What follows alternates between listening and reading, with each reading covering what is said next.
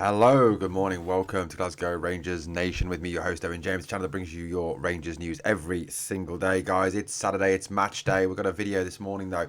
Apologies for the lack of backdrop. We are currently in the process of moving, so everything has been packed up into a box and is getting ready to move out of the door. So that's where everything has gone. So the shirts, as you can see, are gone. They're in the suitcase. All the Ibrox stuff on the back is in a box. It is ready to go. So that's why, guys, moving house very, very shortly. So, yeah, that's where everything's gone. Anyway, look, let's talk about news that's broke this morning. It's official. It's on Twitter, on the official Rangers account as well. It's not just, kind of media talk, Daily Rebel or the Sun, which, let's face it, we all hate the fucking Sun, don't we? Bunch of liars and scumbags, the Sun. Would never buy that rag. Might use to wipe my arse. That's about the only thing I'd use the Sun for. But official news today. Rangers, we can officially confirm the departure of Robin Propper to FC20 for an undisclosed fee. It's that famous undisclosed fee. Thought to be around about 1.5 million. Thought to be basically what we paid for him. They're paying back, basically. It's like a return of an unwanted gift, isn't it?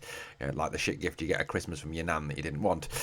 Everyone at Rangers thanks Robin for his contribution in his time at the club and wishes him all the well for the future. I think there'll be some fans who won't be thanking him for his time at the club, given the fact he wasn't particularly great, was he? Now, obviously, there was a hold up on this deal. The hold up on this deal was the situation regarding the contract and the lucrativeness of the contract, because of the fact that we have this horrible habit. Well, we used to have this horrible habit of overpaying very poor players massive sums of money for weekly wages, and genuinely sitting there and going, what the fuck are you paying him that for? I mean, it's genuinely one of those WTAF moments, isn't it? When you sit there and you know what? I mean, the new owners must have genuinely come in. They must have genuinely got the balance book out and gone, you're paying him that? You're paying him that a week? Him? The one that's got two left feet? The one that genuinely looks like Bambi on ice? You're paying him that? You mental or something? I mean, Parag Marathe, obviously, who comes from a very hard-nosed business environment, the National Football League. I mean, the NFL is a very hard-nosed business environment, guys. It really is. And, contracts over there are very much well thought out, and they're well structured, and they find ways round different things, and they have a salary cap in America, and they find ways round that salary cap through performance bonuses and signing bonuses and charitable donations and all this shit that goes on over there. They must have genuinely come in and gone, how are you paying him that much money a week to be that bad? I mean, genuinely. Look, I mean, I wish the lad all the best. He just didn't work out, did it? I think at the end of the day, that's the kind of way we've got to look at it. That, look, Robin Propper came in, I think, with a lot of high hopes. The fact that he was a captain of 20. And I think, obviously, post the departure of Connor Goldson, the hope was that Robin Propper would come in and be that leader at the back, the player at the back who kind of communicated, brought it all together. Now, look, Connor had his weaknesses, don't get me wrong, he did. But one of the things that I always stuck up for Connor over was the fact that he was a leader at the back. He was a communicator. He was the organiser at the back. And I think the feeling very much is that, that was what they were hoping to get with Robin Propper, but it never worked out, did it? It never actually happened that he was the man they thought he was going to be. And it always seemed like a bit of a panic buy, because we couldn't get the Fernandez, we couldn't get the Cordoba, and it was like, shit, we need to buy someone, let's just buy him. It's like when you're rushing around the supermarket, it's 5 minutes to closing time, you're hungry, and you just buy the first thing you put your hand on, and you get it home, and it tastes like shit. There you go. In his time with Rangers, he made 27 appearances in the Scottish Premiership, scored 2 goals. Obviously, probably the most memorable goal he scored. No, it was not the own goal on his debut, but it was the goal against Celtic in that victory at Ibrox under Philippe Clement in the Old Firm game. A fantastic goal, from a corner. So brilliant. I mean, obviously, to score against Celtic for Rangers, it automatically, puts you up there in the annals of history and means you'll always be remembered. If you score against them, you will be remembered. No matter how you played for the club, you can be an absolutely shocking player, but if you scored against them, it does help you to be remembered. He made 10 Europa League appearances. Well, to be fair, this was last season, of course, he was not bad at all. I mean, to be honest with you, in Europe, he wasn't actually that bad.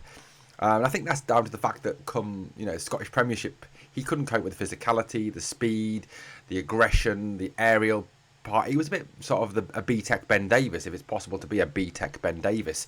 I'd even rate Ben Davis as higher than Robin Propper, if I'm being wholly honest with you.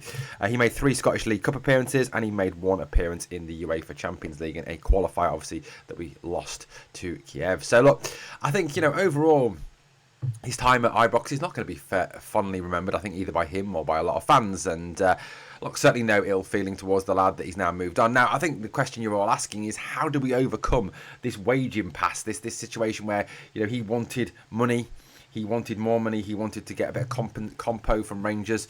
You know, I think you're all hoping that maybe we haven't paid that compensation for him, and no, we didn't. Apparently we didn't. Apparently the way it was got round was that Twente wanted the player back.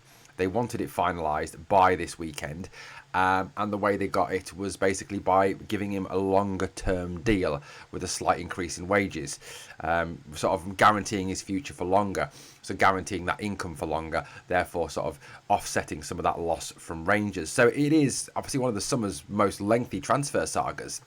And I think it's one of the first pieces of dead wood to head out the door, isn't it? I think, you know, we've all sat here and we've debated and discussed which dead wood needs to go out the door and which players have kind of served their useful purpose at Rangers. And I think he was certainly one of them, wasn't he? He was a player that, like I said, he never really ever committed, never really ever sort of showed what he was truly capable of. And I think he's another sort of Sam Lammers-esque character who looks good in the Eredivisie but doesn't look great in Scotland. But look, you know, at the end of the day, it's time for him to move on. You know, I'm glad that he's going back there. I'm glad that he's got the move he wants. He's heading home. He'll be happy there. We wish him all the best. You know, good luck to him. Now, obviously, this starts a big debate. Do Rangers now need another centre-back? Now, Russell Martin indicated, didn't he, that as far as he was concerned, he was happy with his centre-back options going into the season. But obviously, with one centre-back departing, the likelihood as well of Clinton and Tiala departing on loan, the likelihood of Leon King obviously not being been the player that I think that people think he is. You know, it leaves us with options of obviously Manny Fernandez, the player we signed from Peterborough, obviously Nasser Jiga, who is on loan, a season-long loan with no option to buy, no obligation to buy, from Wolves, and of course John Souttar, who only has 1 year left on his contract. So the centre-back room is a little bit of a mess at this moment in time in terms of longevity there, and in terms of future. The only player who's kind of there for the longevity and there for the journey is Manny Fernandez. He's the only one on a longer term deal. So, you know, I think this is something Rangers will need to address. Now, whether that is securing John Souttar to a longer term contract, which I think the club should do, or going out and buying another centre back. Now, obviously the saga that's run most of the summer has been the Connor Cody saga. I genuinely believe that is dead now, that Cody isn't someone who's going to come to Rangers. I don't think any reports were sort of reading down here in the Midlands are kind of indicating that, and I think it's kind of died a death, that one. I think it would have happened before now if it was going to happen, but I think it does leave Rangers short in the centre back position, especially if you like I said, if you're talking long term, if you're talking for a bit of longevity in this one. We do need to go out and get a centre back. So whether someone like that, the Dutch kid Mboyema, who was linked with us earlier in the window, maybe someone like him, I think he would be a very good purchase. I mean, some people are likening him to Virgil van Dijk. I mean, if he's half the player that Virgil van Dijk is, he'll be an absolute unbelievable player. But I do think that it's a position we do need to look at and we do need to address. Like I said, you know, you look at those centre-back options beyond those three. And, you know, like I said, John Souttar's only got a year left. Jiga's not our player. You know, it could be a situation that in 12 months' time, and I know this is planning long-term and thinking long-term, but I think that's what the club are trying to do at the moment. You know, we could be left with genuinely one centre-back, one operational centre-back going into a next season, with again having to rebuild the defence. And, you know, if Russell Martin's still here next season, and that's a big if, I think, you know, you've got to look at it in terms of what does he want to do? Does he want to be trying to rebuild his central defence yet again next summer, or does he want to be kind of start embedding partnerships now? And I think that's something we do need to consider going forward. Guys, anyway, let me know your thoughts in the comments. Robin Proper has departed the club. Thank you for watching Glasgow Rangers Nation, guys. Catch you on the next one. And if you've enjoyed it, like, comment, share and subscribe.